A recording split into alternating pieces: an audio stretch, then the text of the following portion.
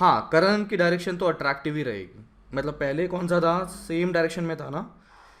दोनों same direction में है तो हाँ करंट सेम। अट्रैक्टिव हो, मतलब फोर्स अट्रैक्टिव होगा। और ऑपोजिट डायरेक्शन में है तो फोर्स रिपल्सिव होगा। तो पहले जैसे थे, दोनों सेम डायरेक्शन में थे तो अट्रैक्टिव। दोनों को रिवर्स कर दिया तो फिर से दोनों सेम डायरेक्शन में, फिर से अट्रैक्टिव आ गया। ठीक है। तो अट्रैक्टिव फोर्स तो हाँ होगा, सर। है ना, उसमें तो कोई चेंज नहीं है। अब बात करते हैं इसके मैग्नीट्यूड की। तो पहले तो करंट दोनों में कितना था, 2 एम्पियर और 2 एम्पियर।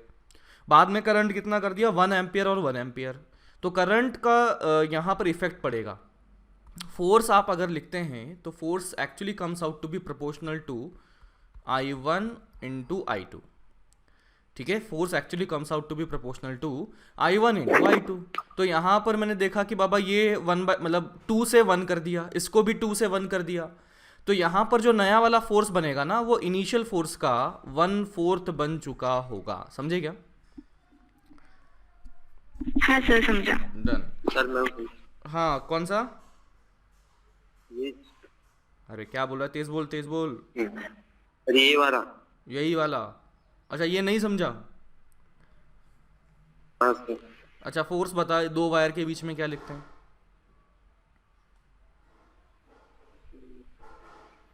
अरे बोलना रे। BIL हो जाएगा। तो बी की वैल्यू लिख सकते हैं μ0I1/2 पाई इंटू दूरी, और I2 into L। तो यहाँ से force proportional to I1 into I2 आ गया। तो एक काम कर, इनिशियल फोर्स को मैंने ये लिखा, दैट इज प्रोपोर्शनल टू, मैं लिख सकता हूँ एक में करंट है 2, दूसरे में भी करंट है 2।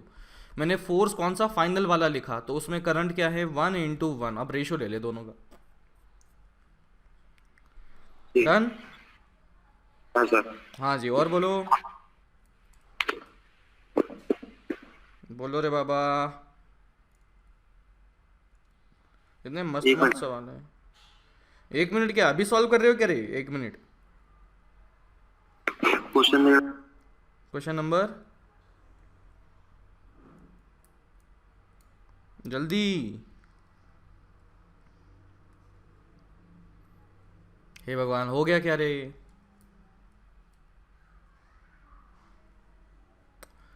ऐसे गधों की तरह बैठे रहते हो, इतने अच्छे बच्चे हो तुम। हाँ।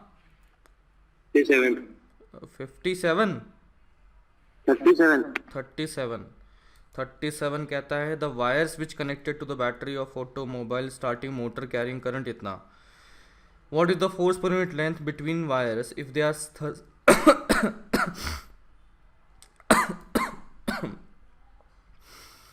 70 सेंटीमीटर लॉन्ग और इतना अपार्ट।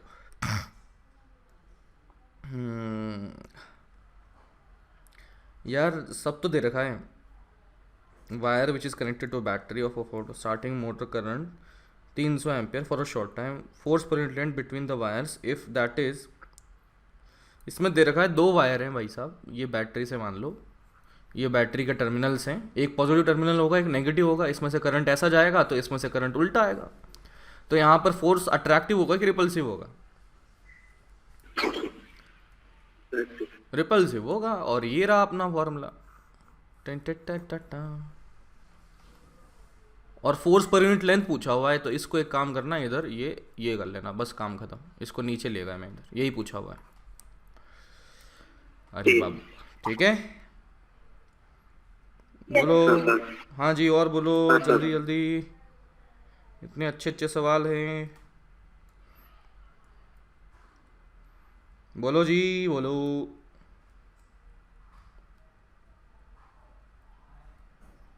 एनीवन? डन। पढ़ाई करते थे अब। चलो, तो ओवन खत्म हो गया क्या आज? परवाह है सर। ओवन कुछ बाकी है? कहाँ तक दिया था ओवन में मैंने? 55 तक दिया था। 55, 5 5, हाँ। हाँ। ओके, तो इसका मतलब कितना बाकी है रे? थोड़ा सा बाकी है, अच्छा। और O2 में भी दिए थे शायद 5 सवाल मैंने। हम्म। हाँ, हो गया। नहीं। मतलब किया ही नहीं कि क्या मतलब? नहीं किया सर। या नहीं सर।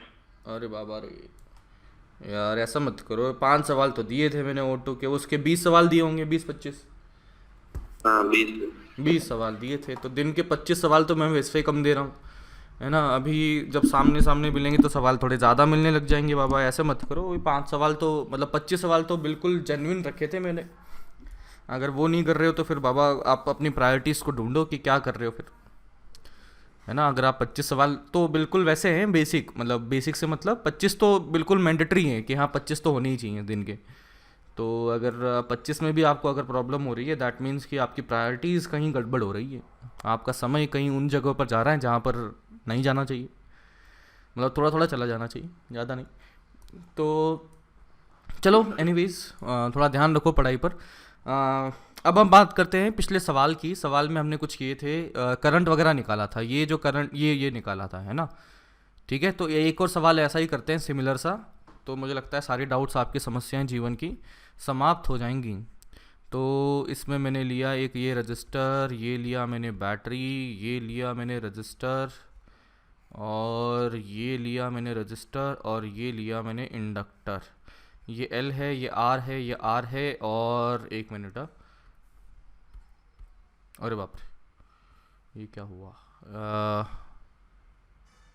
यहाँ पर ये स्विच था, और ये रजिस्टर था, और ये ऐसा कुछ था।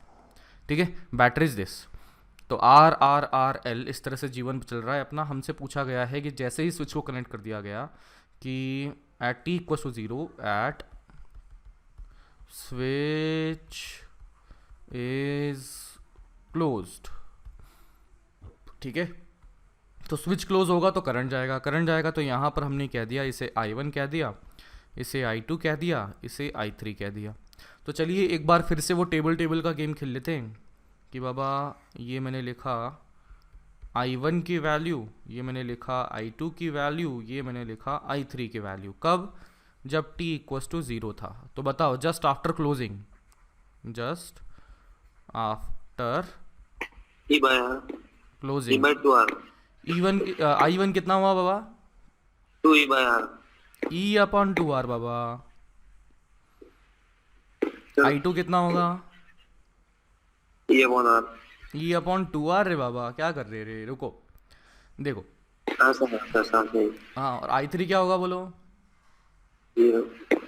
I3 होगा ज़ीरो। क्यों? क्योंकि बाबा इंडक्टर कहता है कि इंस्टेंटेनियस कोई भी चेंजेस हम करने नहीं देंगे। अब मैं कहता हूँ कि after long time, after long time, यानी कि स्टेडी स्टेट आ चुकी है। तो स्टेडी स्टेट में I1 की वैल्यू बता दो अब।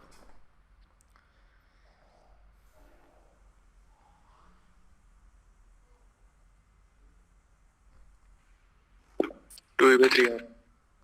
कैसे किया रे बाबा? जब स्टेडी स्टेट आ चुका होगा तो इंडक्टर कैसे बिहेव करता होगा? As a close circuit, conducting wire की तरह। इसका मतलब ये वाला आर और ये वाला आर आपस में क्या आ जाएंगे? पैरेलल। तो कितना आ जाएगा? R/2। और ये R/2 इस आर के साथ में आ जाएगा सीरीज में, तो इसका कितना आ जाएगा? 3R/2। तो जो नेट करंट यहाँ से जाएगा E अपॉन 3R/2, यानी कि 2E अपॉन 3R, इस तरह से बन जाएगा। समझे? हाँ सर। अब मैं I2 की बात करता हूं तो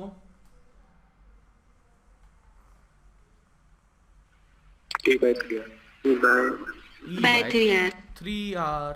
और I3 की बात भी जल्दी से बोलो।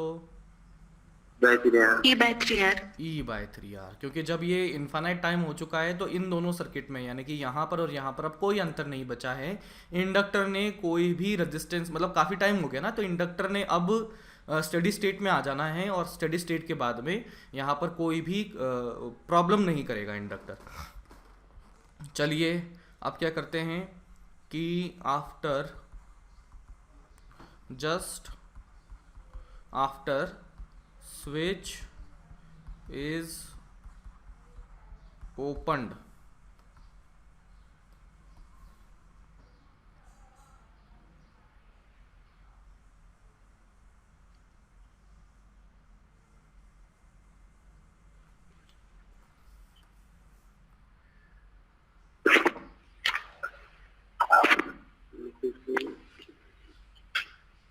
ई बाय आर, हाँ जी, ई बाय 3 आर।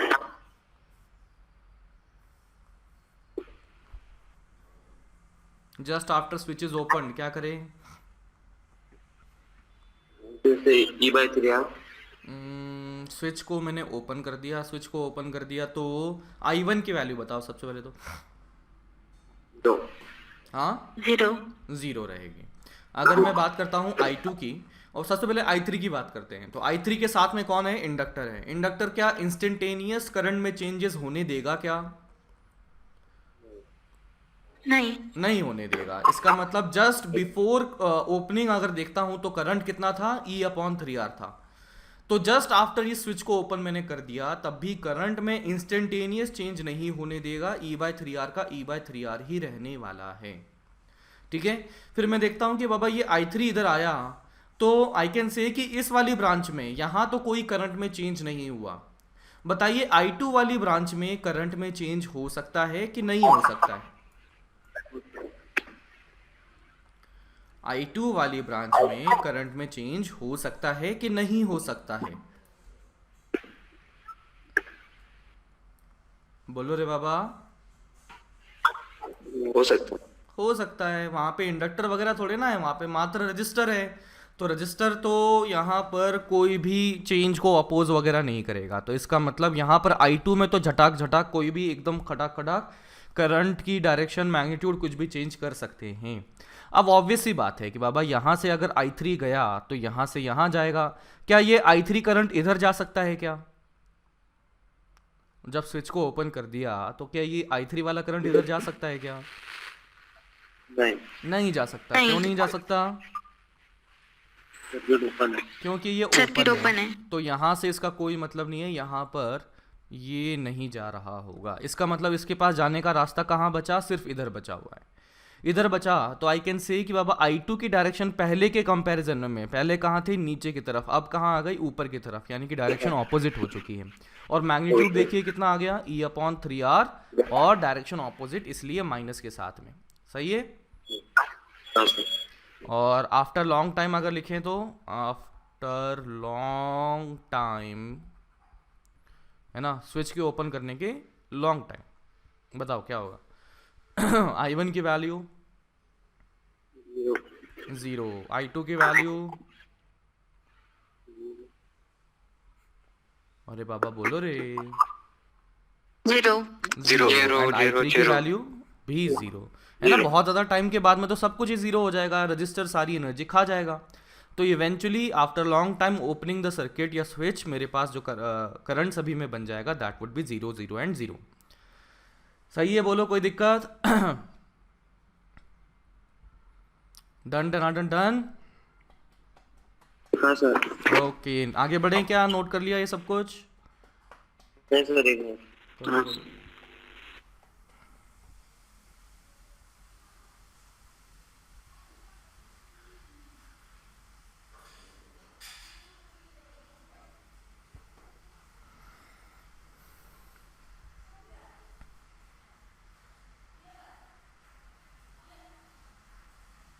डन। हाँ sir.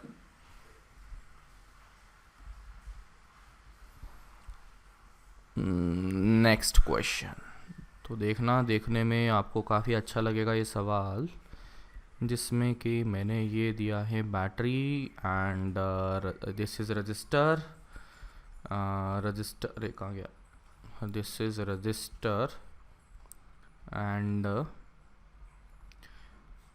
This is register and inductor, और यहाँ पर ये सर्किट कुछ ऐसा बना हुआ है, और यहाँ पर ये मैंने कर दिया ये switch is closed, switch is closed eight t=0। तो अभी मैं देखता हूँ कि बाबा यहाँ से करंट मैंने कहा I1, ये मैंने कहा I2, ये कहा मैंने I3, इसको मैंने कहा R, ये R और ये R, और इसे कहा मैंने बैटरी E, इसको L कह दिया। ठीक है, जाना पहचाना लग रहा है सवाल? हाँ सर। हाँ। तो अब पूछा हुआ है कि बताइए I1, I2, I3 as a function of time. Function of time. नहीं, अब जाना पड़ता है। I1 I2 I3 as a function of time निकालना है।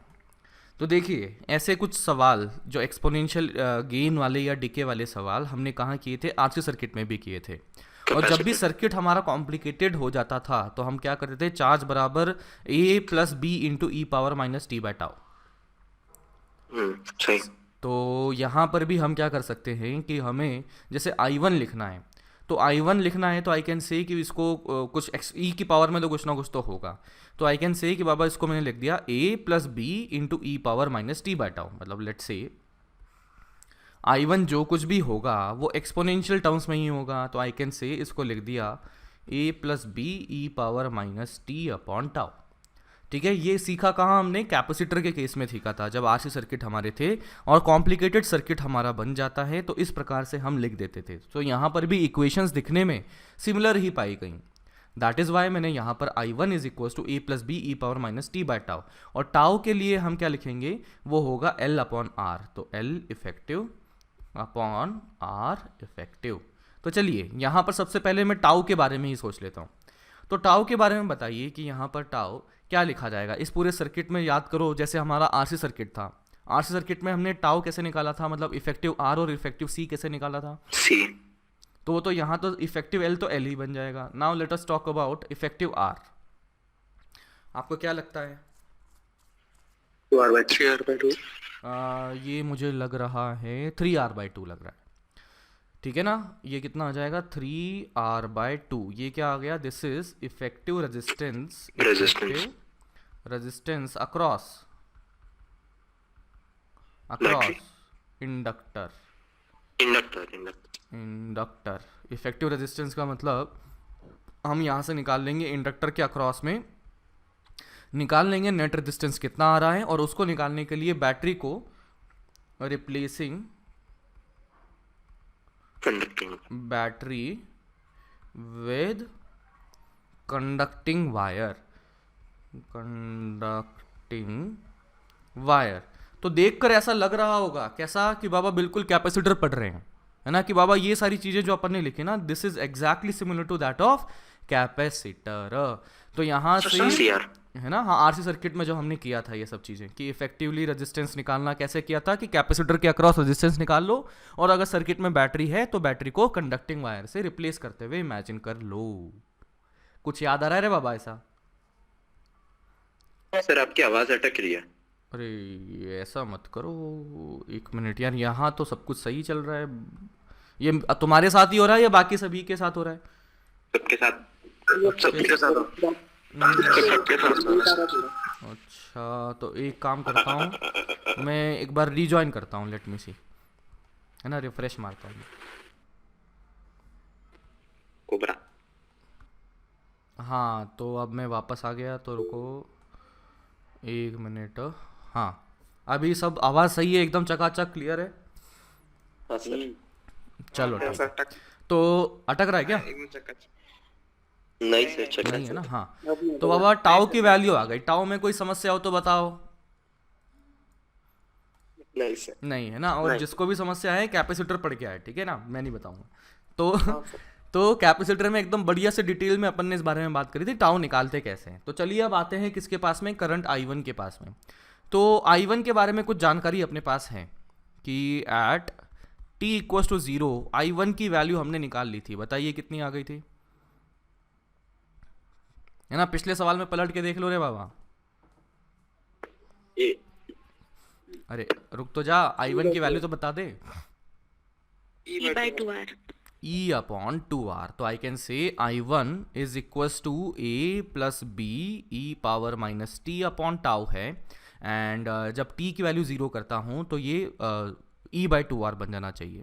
तो E/2R is equals to A plus B E power minus 0 upon tau. तो this is equals to E/2R is equals to A plus B. समझे क्या? Okay, चलिए बात करते हैं अगली के लिए। अब मेरे पास दूसरी इक्वेशन मैं लिखता हूँ at t equals to infinity, यानी कि स्टेडी स्टेट में। बताइए करंट I1 की वैल्यू कितनी आ गई थी? 2e/3r। तो यहाँ पर आई can say I1 is equals to a plus B power e power minus T पर टाउ, और ये आ जाएगा 2e/3r is equals to a plus B E power minus infinity upon tau. तो हेंस a की वैल्यू आ चुकी है, कितनी आ गई, a is equals to 2e/3r। तो a अगर आ गया तो I can say a plus B is equals to e/2r। a की value 2e/3r plus b is equals to e/2r। तो b is coming out to be e/2r minus 2e/3r। मुझे लगता है नेगेटिव आने वाला है, ये आ जाएगा 6r माइनस और ये E/6r 3r माइनस ये कितना आ जाएगा 6r, मतलब सॉरी 6e ER। है ना। अच्छा r भी आएगा ऊपर क्या? हाँ तो नहीं नीचे r का थोड़ा काट ना दिया आएगा। ना।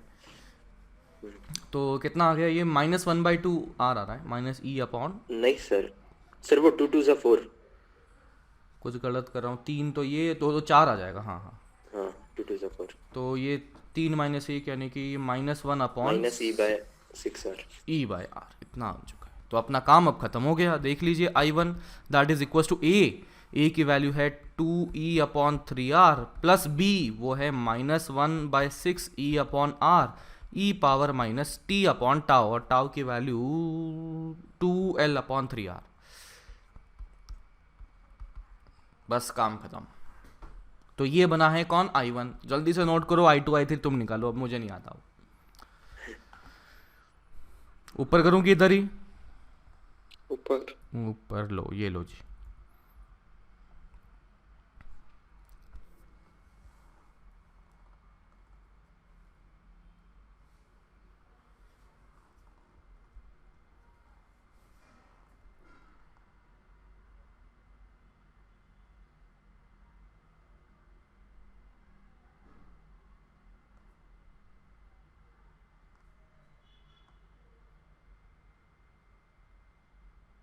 सर नहीं चलो ये चलो सर।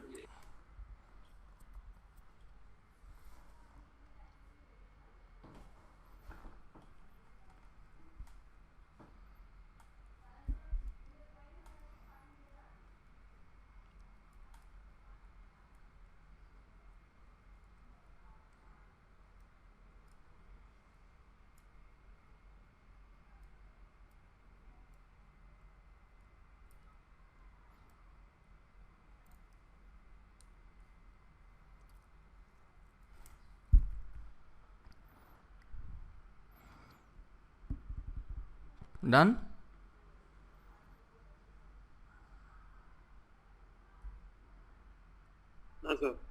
ओके चलिए, I2 के बारे में बताइए। अब सॉल्व करो I2 के बारे में एंड ऑल्सो I3 के बारे में।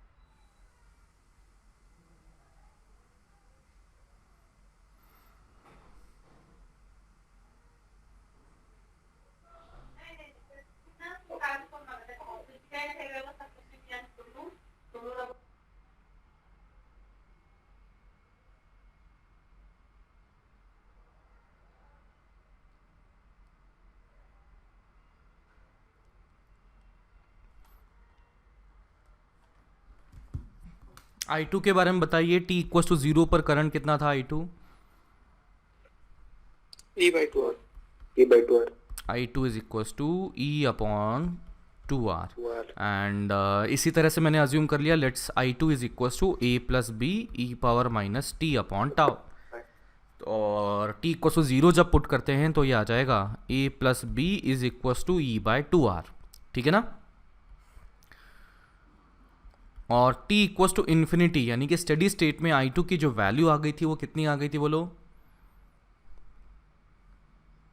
E by 3r. e by 3r e upon 3r, hence मैं कह सकता हूँ कि a plus B E power minus infinity by tau is equals to e upon 3r। तो यहाँ से a इज इक्वल्स टू कितना आ गया? e अपॉन 3r, समझे? तो यहाँ से a plus B equals to e by 3r और a is equals to sorry a plus बी इतना आ चुका है, a आ चुका है, तो इस तरह से b आ जाएगा, दैट वुड बी कितना आ जाएगा रे? That is equals to e upon 2r minus e upon 3r, सही लग रहा है? ये आ जाएगा e अपॉन 6r आ जाएगा मुझे लगता है। हाँ सर. तो यहाँ से I2 की value as a function of time is equals to e by 3r plus e by 6r e power minus t upon tau, समझे क्या? हाँ जी, तो ये लीजिए जी, डन हो गया, I2 की वैल्यू भी अपनी आ चुकी है। Any doubt? Nice sir. I3 की बात कर लेते हैं अब। तो I3 eight t equals to 0 पर I3 कितना था? 0. 0 था। And at t equals to infinity पर I3 की वैल्यू बोलो? E by 3r. e by e upon 3r। तो यहाँ से लिख सकते हैं a plus B is equals to what?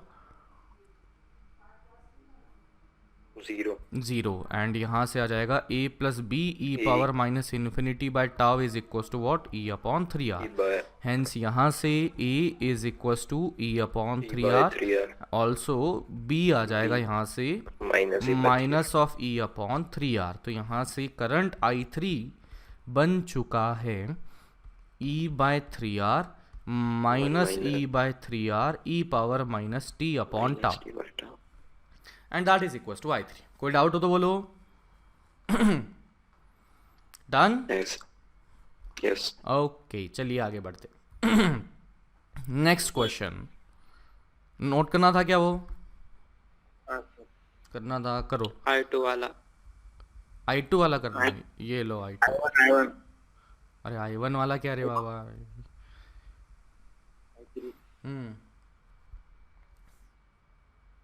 हो गया सर. डन। ये भी देख ही लो, और ये रहा, एक मिनट. ये कर लो जी।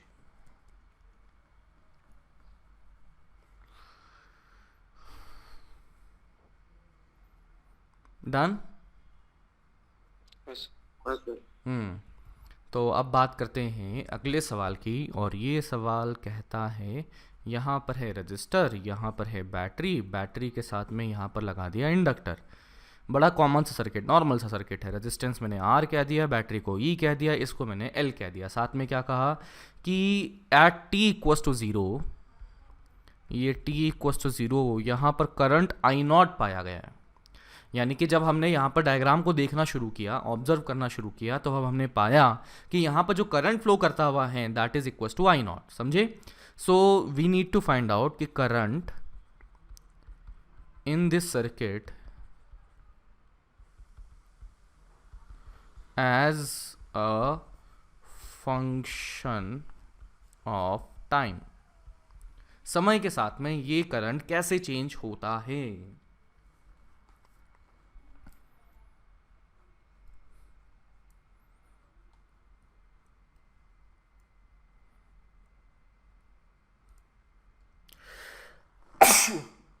सॉरी।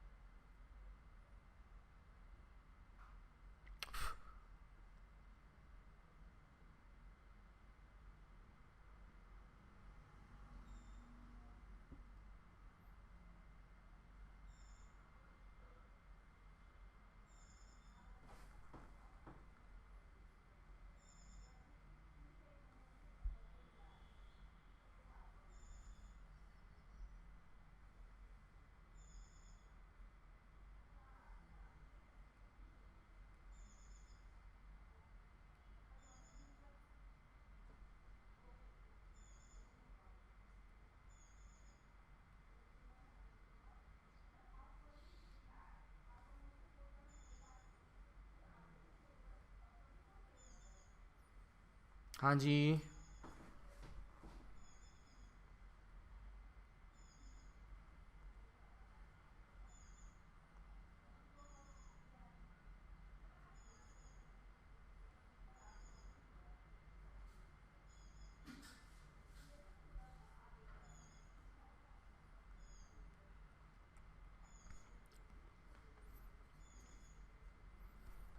अरे बड़ा आसान है रे बाबा।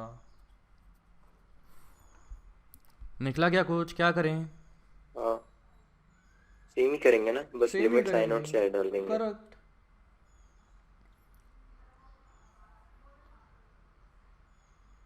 बस इसकी जो लिमिट है उसमें थोड़ा गड़बड़ करना पड़ेगा, अपने को चेंजेस करने पड़ेंगे लिमिट में।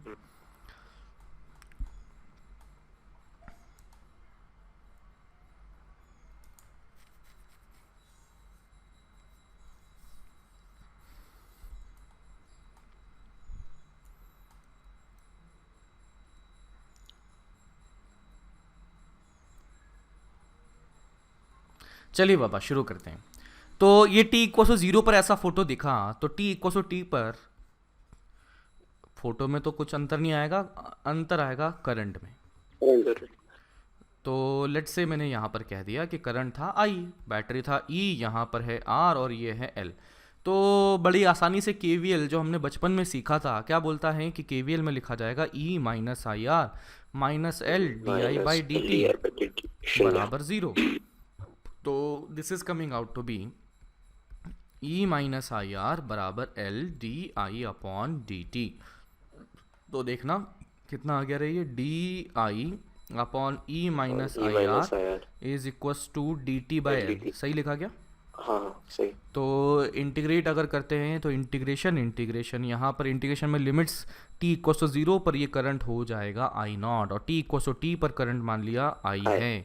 तो यहाँ से बना ln of e minus I r upon E minus I nought r, ठीक है। और यहाँ पर -1 बाय आर बाहर भी आना चाहिए, is equals to t minus 0 upon L. तो यहाँ से बन चुका है ln of e minus I r upon E minus I nought r is equals to minus T upon L upon r. इसको टाउ लिख देंगे आगे से। तो e minus I r upon E minus I nought r is equals to e power minus T by tau. ठीक है ना, यहाँ पर भी सवाल ख़त्म हो चुका है, अब तो मैथ्स कर रहा हूँ मैं ना, रोना मत क्योंकि सर ये क्या कर रहे हो क्या कर रहे हो। तो यहाँ से ये e माइनस आई आर बराबर e into E power minus T upon tau minus I nought into R E power minus T upon tau plus. सही तो है ना? हाँ हाँ। तो अब इधर से क्या आएगा, अपने को i निकालना है, तो डिवाइडेड बाय r कर लेते हैं। तो यहाँ से i is equals to e 1 minus e power minus T by tau divided by r plus I nought into E power minus T by tau. समझे क्या? सही सही। हाँ सर। तो देखो बड़ा अच्छा सा रिजल्ट आया है। क्या रिजल्ट आया? ये चीज़ तो अपन ने पहले देखी थी, जो करंट 0 से शुरू हुआ था, है ना। ये कब देखा था? जब करंट 0 से शुरू हुआ तो हमारे पास में इस तरह से इक्वेशन बनी हुई थी। और ये देखो जब शुरुआत में करंट, बैटरी वगैरह नहीं थी, डिस्चार्जिंग सर्किट जब हमने बनाया था, तो ऐसा कुछ इक्वेशन दिखा था। हाँ ठीक है। तो अब देखो इन दोनों का कॉम्बिनेशन हो गया, मतलब क्या कि बाबा बैटरी की वजह से यहाँ पर जो करंट गेन हो रहा है वो तो इतना हो गया, और आई नॉट जो करंट था वो डिके करने वाला है, तो वो इससे डिके करने लग गया, तो दोनों का सम करवा दिया सीधा सीधा। समझे क्या बाबा? हाँ सर। हाँ सर। है ना। चलो जी नोट कर लिया। और चलो आगे बढ़ें क्या रे बाबा? हाँ सर। चलो बाबा, अगला है energy loss. Energy loss in a discharging circuit. कि बाबा हमारे पास कोई सर्किट है जो कि डिस्चार्ज कर रहा है, तो उसमें कितना एनर्जी लॉस होगा। वैसे तो बड़ी लॉस, अरे यार ENERGY energy loss in a discharging circuit, तो वैसे तो बड़ी ऑब्वियस सी बात है कितना डिस्चार्ज होना चाहिए, लेकिन चलिए अगर बाई चांस आपको भरोसा ना हो तो अपन कर लेते हैं। तो ये मैंने L बोल दिया, ये मैंने R बोल दिया, यहाँ पर कुछ करंट मैंने कह दिया शुरू में I नॉट है, कब, एट t इक्वस टू 0 पर। तो आई कैन से कि बाबा यहाँ पे जो करंट होगा वो क्या लिखा जाएगा, I not into E power minus T upon tau. ठीक है, करंट यहाँ पे धीरे धीरे समय के साथ में कम होने वाला है। तो अब मैं देखना चाहता हूँ कि बाबा जो हीट लॉस है, हीट लॉस इन रजिस्टर, उसकी वैल्यू अगर लिखें तो वो क्या लिखी जाएगी, that would be I square R. I square R. वो तो हो जाएगा पावर, मुझे टोटल हीट लॉस चाहिए, डिफरेंस तो I square R T I square R D T का इंटीग्रेशन, टाइम की वैल्यू 0 से लेकर इनफाइनाइट। इनफाइनाइट। तो कर लेते हैं। आई की वैल्यू है I naught E power minus T by tau इसका whole square into R into D T. सही लिखा है मैंने? हाँ सर। हाँ सही लिखा है। तो आई नॉट स्क्वायर तो आई नॉट स्क्वायर तो कांस्टेंट था, बाहर आ गया, आर भी एक कांस्टेंट था, R बाहर भी। आ गया। इंटीग्रेशन के अंदर में E power minus two T upon tau बैठा हुआ है, डी टी बैठा हुआ है। हाँ जी बता दो इसको क्या करें इंटीग्रेशन। Minus 2 by tau. हाँ, E power -2 by minus tau two से T by divide। Tau divided by -2 by tau। Minus 2 by two tau। By tau, और ये लिमिट्स 0 से इनफाइनाइट। Infinity। तो this is coming out to be I not square, R तो R, और Tau tau by को 2। भी ऊपर लिख दिया, नीचे 2 कर दें, माइनस बाहर लिखा हुआ है, इसकी लिमिट डालें तो वही आ जाएगा, ई पावर माइनस इन्फिनिटी आ जाएगा, माइनस ई Minus पावर e 0 power आ 0। जाएगा। तो ये -1 आने वाला है मतलब, हाँ हाँ। तो -1 इंटू दिस माइनस, तो ये प्लस हो जाएगा। तो आई नॉट स्क्वायर आर, टाउ को भी अपन L बाय आर कर ही देते हैं यार, डिवाइडेड बाई 2। तो देखो आर से आर खलास, ये कितना आ गया, L into I not square by 2। Square by 2। और ये किससे मैच कर रहा है, वो half L I square, L I square. यानी कि energy associated in the inductor जो बना हुआ था दैट इज इनिशियली कितना था, half L Half L I I not square। Square. Total energy loss in the register कितना आ चुका है, half L I not I square. naught इसका मतलब square। जो भी एनर्जी थी किसकी, इंडक्टर की, खा गया कौन, रजिस्टर खा चुका रजिस्टर। है ना। हमारा यहाँ पर ये इंटीग्रेशन करने का पर्पस ये था कि हम चेक करना चाहते थे बाबा कि कहीं वो बराबर ही खाया है या कम खाया है, कहीं और लॉस भी करवा दिया। ऐसा भी तो हो सकता था ना कि इंडक्टर ने दे दिया और रजिस्टर में भी कुछ दिया और कहीं आसपास कोई फैला दिया, मतलब कुछ भी कर देता। तो हम यहाँ पर चेक करने का पर्पस, इस इंटीग्रेशन का पर्पस ये था कि बाबा एक बार हम चेक कर पाएँ कि इंडक्टर रजिस्टर के पास में जो एनर्जी लॉस है क्या वो इंडक्टर ने दी हुई एनर्जी के बराबर है या कम है।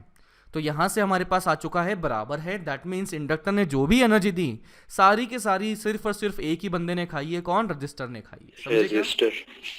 हाँ सर। ओके डन है, नोट कर लीजिए। हाँ सर।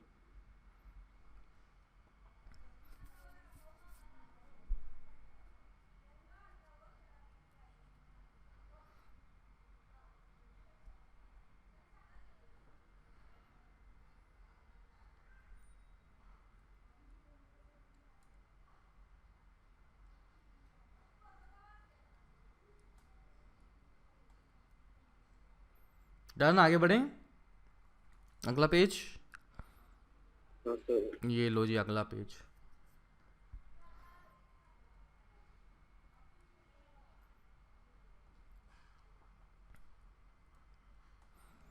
डन।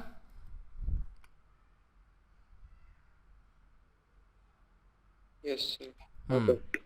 अब अगली चीज़ है, हम देखना चाहते हैं energy losses in series combination. यानी कि let's say this is inductor के साथ में हमने दो रजिस्टर लगा दिए R1 और R2, R1 and R2। Inductor का L दे दिया है t इक्वस टू 0 पर at current is equals to I not.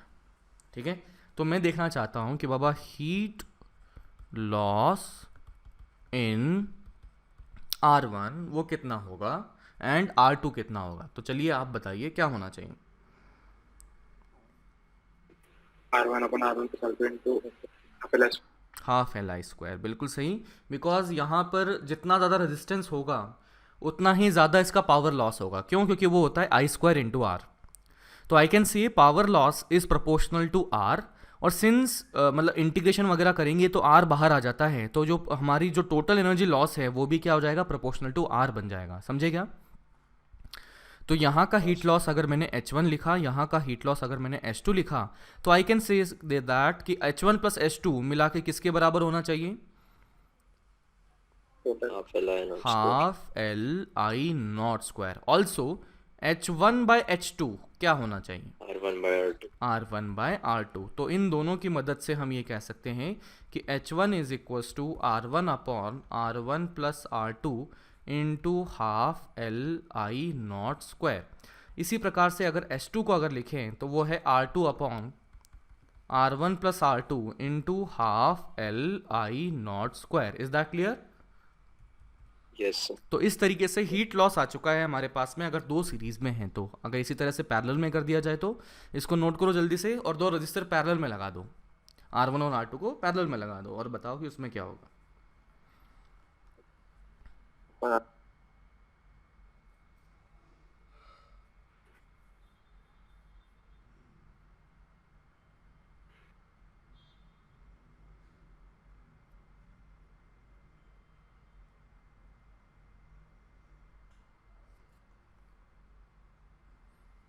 Done रे?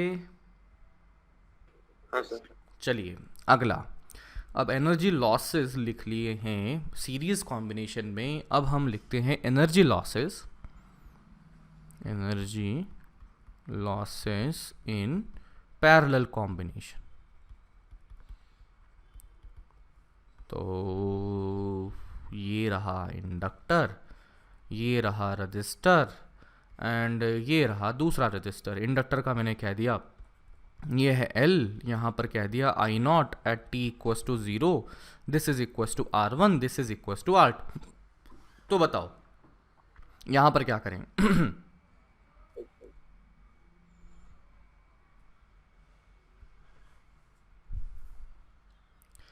देखो बाबा, यहाँ जो करंट आएगा इन दोनों ब्रांचेस में डिस्ट्रीब्यूट Inverse। होगा। किस रेशियो में डिस्ट्रीब्यूट होगा करंट? इनवर्स। इनवर्स रेशियो में जाएगा। तो मैं अगर पावर P1 लिखता हूँ तो देखिएगा क्या होगा।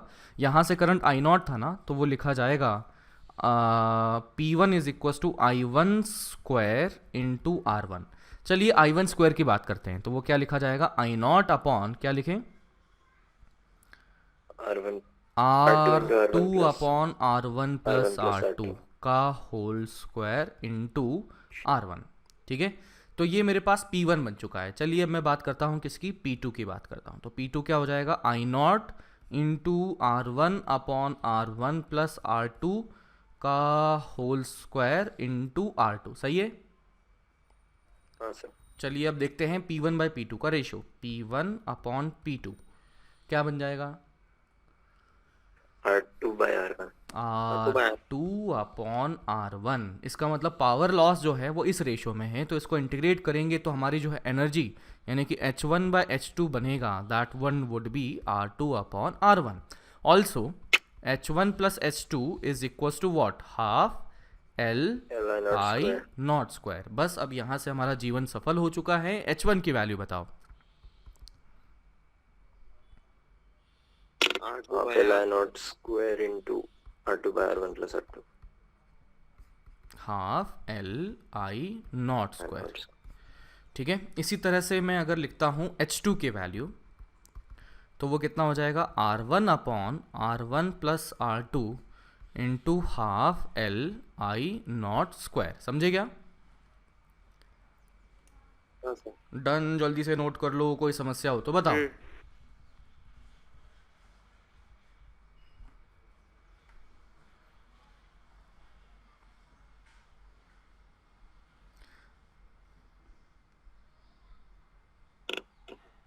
डन। डन है। चलिए आगे अपन बात करते हैं। H1 हो चुका है, H2 हो चुका है। नाउ लिखते हैं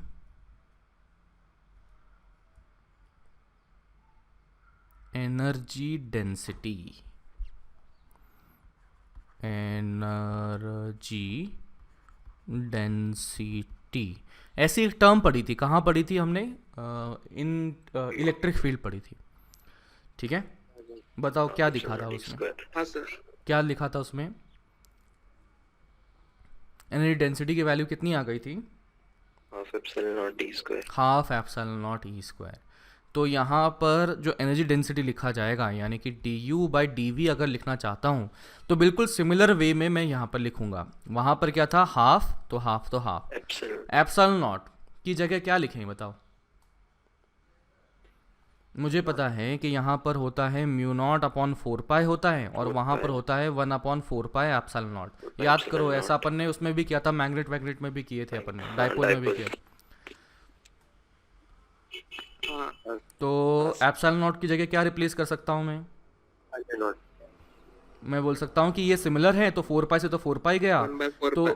तो 1 by यहाँ mu से naught। Epsilon naught is equivalent to 1/म्यू नॉट, म्यू नॉट। ठीक है। तो हाफ एप्सिलॉन नॉट की जगह लिख सकता हूँ 1/म्यू नॉट। और इलेक्ट्रिक फील्ड की जगह क्या लिखेंगे बोलो, मैग्नेटिक मैग्नेटिक फील्ड, तो ये आ जाएगा b²/2μ0। तो यहाँ मैंने प्रूव नहीं किया है ना, मैंने बस प्रूव नहीं किया, बस सिमिलैरिटी की मदद से अपन ने निकाल लिया है। D u by d v is equal to b²/2μ0, that is equal to energy density that is associated with magnetic field. चलिए अब एक और चीज़, जैसे हमने देखा था बाबा एक सोलेनॉइड लिया, तो सोलेनॉइड का यहाँ पर अगर कोई करंट जाता है, उसमें मैंने कह दिया करंट गया आई, तो यहाँ की जो एनर्जी एसोसिएटेड यानी यू लिखा जाता है वो है हाफ एल आई स्क्वायर, हाफ एल आई स्क्वायर।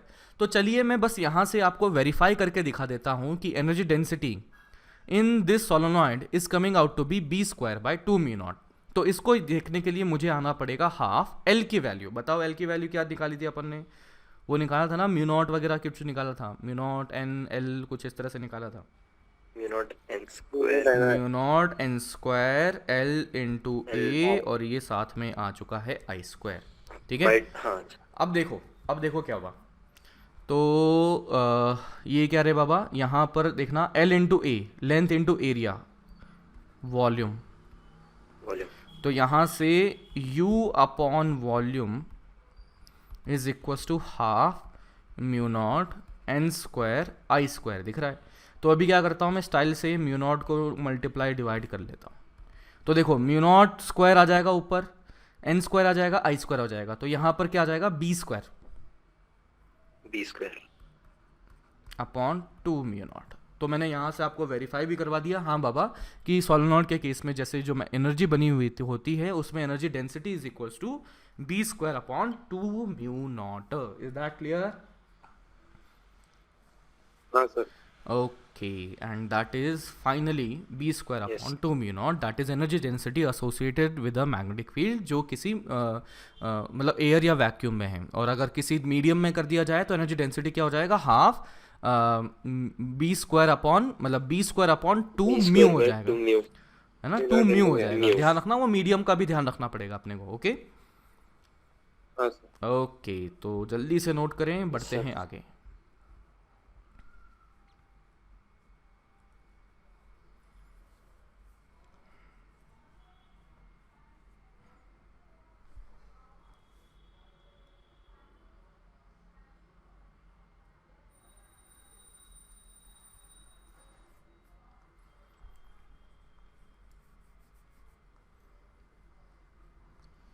डन?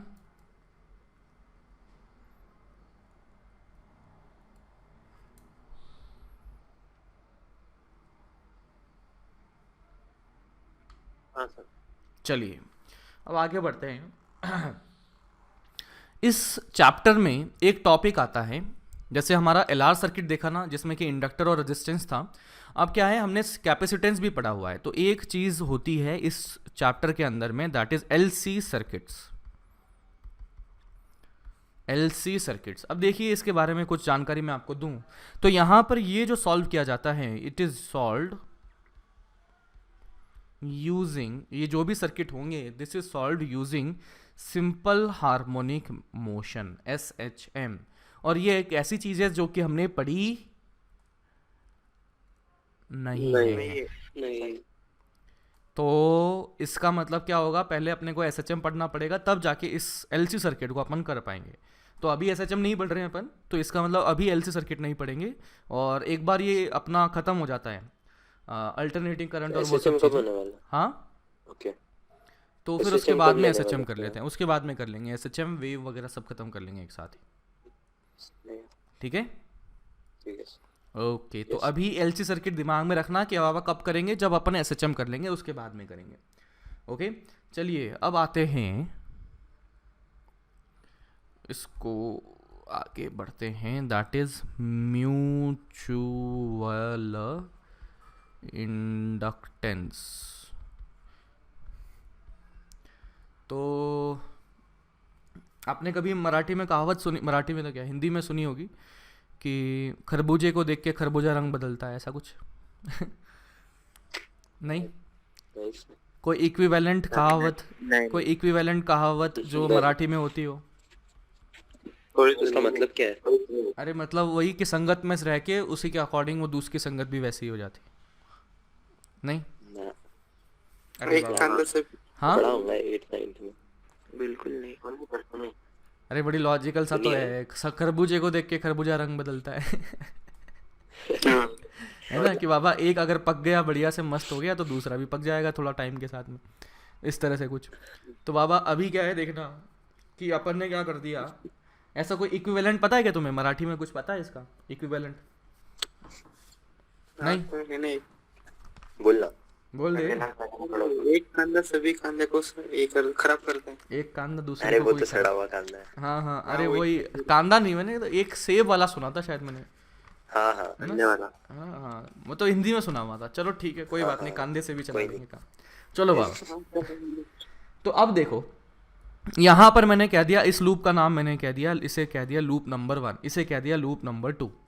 अब देखो लूप नंबर 1 है, लूप नंबर 2 है, दोनों का अपना अपना करंट है, दोनों अपने अपना जीवन मस्त जी रहे थे। लेकिन अब हुआ क्या कि मैं ये देखता हूँ कि लूप नंबर 1 में करंट की वजह से मैग्नेटिक फील्ड भी बनी होगी। मैग्नेटिक फील्ड अगर बनी I1 की वजह से, तो ये कैसे बनी होगी, इस अंदर वाले पॉइंट पे बताओ कहाँ बनी होगी, अंदर की बाहर? इस पॉइंट पर मैग्नेटिक फील्ड कहाँ होगी, बाहर की तरफ। इस पॉइंट पर बाहर। बाहर, इस पॉइंट पर भी बाहर, इस पॉइंट पे भी बाहर। तो बाहर है तो कहीं ना कहीं तो अंदर भी रही होगी, सर्कुलर लूप बनाती है ना। कहाँ होगी, इस पॉइंट पे बताओ। I1 की वजह से मैग्नेटिक फील्ड अंदर एंड अंदर एंड अंदर एंड अंदर।